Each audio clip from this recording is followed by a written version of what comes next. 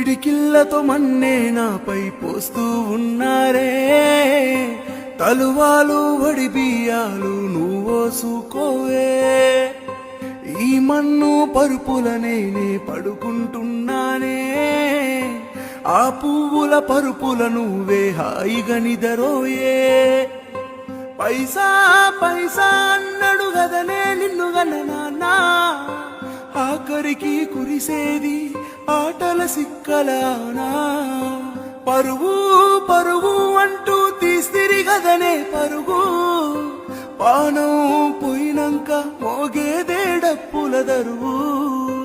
ఉండదే నీకే హాని పిల్ల పాపాలతోని, హాయిగా బతుకేను వందేలు. నువ్వు పువ్వులు అల్లుకుని పోతున్నవే అత్తగారింటికి,